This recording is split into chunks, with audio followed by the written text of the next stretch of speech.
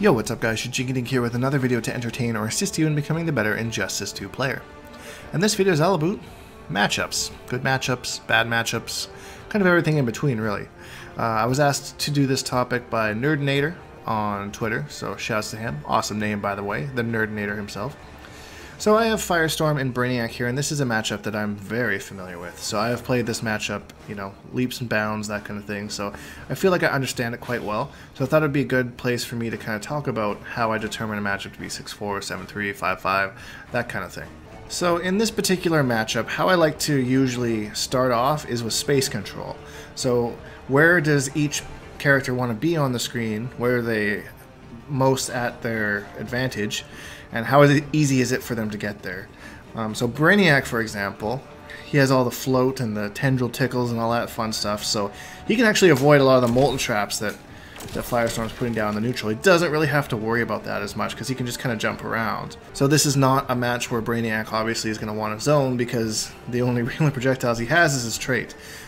He can use his trait to come in safely on Firestorm, assuming that he uses it right. But Firestorm on a good read can also do the meter burn starfish to try and hit him out of the air. However, if you misread that, that's a bar meter gone, and you know, Brainiac could in some instances bait that. So I would say that Brainiac, as far as space control, he really kind of forces his game on Firestorm to the point where I have to be very careful about how I throw fireballs. I have to be very careful about how I put molten traps. I can't just throw them out in the neutral or risk, you know, a dive kick or something like that. I have to really play a bait and punish type of thing and wait for him to come in, make sure I time it right, and he might not always time it right, and sometimes he'll come in and then he'll get his stuff going. Now the upside to this on the Firestorm side is that not only do we have the starfish, but we have the read for our jump 1 that is quite good at hitting him out of the air.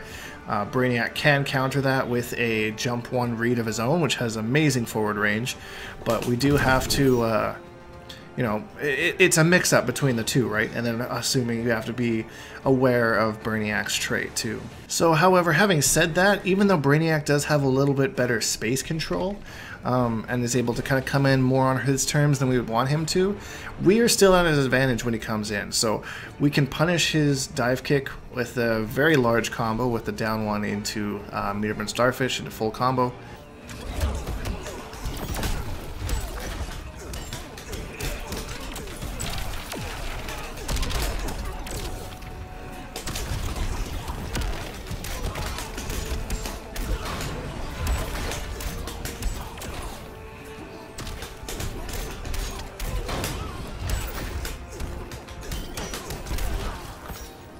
So there's all of that just because we blocked one dive kick.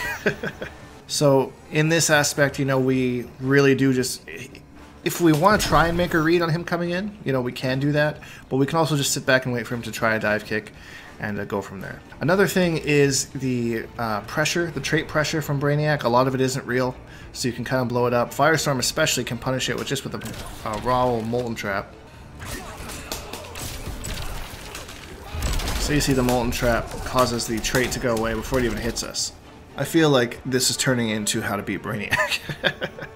But yeah, so I mean, Brainiac does have some options using the regular dive kick every once in a while. Just try and just mix it up. There is a gap there as well we can punish. So Brainiac has to be really smart with his reads, smart with his approach. He does have some ambiguous stuff that can really kind of be frustrating. But his big saving grace in this matchup is his damage. Like, he tends to build meter okay because he can do some trait shenanigans because we are worried about his space control. So he can build, he always seems to have lots of meter, and when he has lots of meter, that's lots of damage.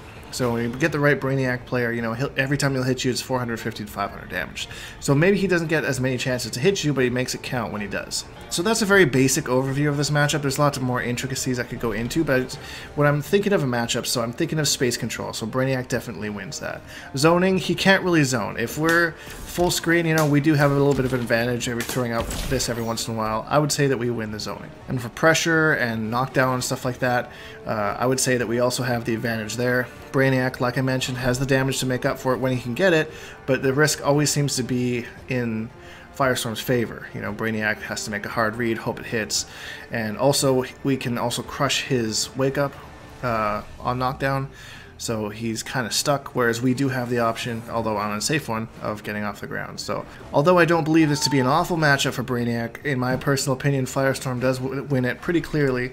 6-4, just because of the aforementioned traits. He wins in more areas than Brainiac does. And when I say 6-4, I mean, I don't mean that, you know, it's just blowing him out of the water. Like, he'll never win a matchup ever. Like, when I play Mason, the Moo Cow, you know, we go, like, I think our last set literally went, like, back and forth. I think it ended, like, 17-15 or something like that.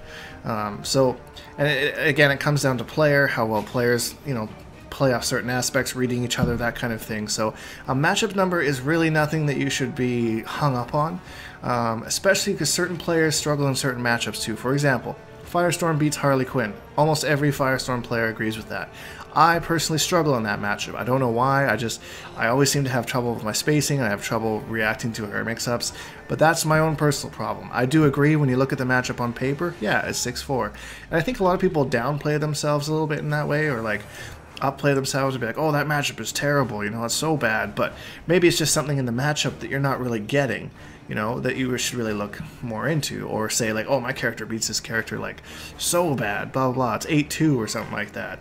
When really, you're just a good player who's just outplaying all the other mains of this character. It could be the case that's a bad matchup, but sometimes, you know, you need to kind of, you know, look at the bigger picture, look at the paper matches, and see, you know, whose tools are where, and really kind of, you know, it's a tough topic, because a lot of people love to argue about matchups. They love to argue about matchups. They say, well, I can do this, and they're like, yeah, well, I can do this, and it's not like characters don't have options. Like, every character in every matchup has some sort of option. There are ones that are really bad, but there's only been one matchup in all of fighting games, 2 matchups in all of fighting games that I've played that I've ever seen be considered a 9-1. And if you don't know what these numbers mean, by the way, it's if you do like 10 games, it's how many matches each character would win. So if you played 10 games, Firestorm would win 6 games to Brainiac's 4 games, which is a slight advantage. Nothing crazy. When you go to a 7-3, that's a little bit more clearly in one character's advantage than the other. Usually that's kind of where you would want to switch a character to kind of get on a similar level to a 5-5. 5-5, of course, being even, 5 games apiece. And then when you get to the 8-2s, it's like, you're crazy if you're playing these. Like, these are just not fun to play at all. So that's it. Just a quick little video for you guys. Wanted to touch on this a little bit. I hope that I made myself clear. If you thought that I was rambling or I wasn't too clear about what I was trying to explain, just post in the comments below. I'll do my best to answer them. But yeah, if you enjoyed this video, please leave a like, because it really helps me out, and subscribe, because we make new videos every single day. Hashtag Bonehawks and all that stuff, and we'll see all you guys in the next video.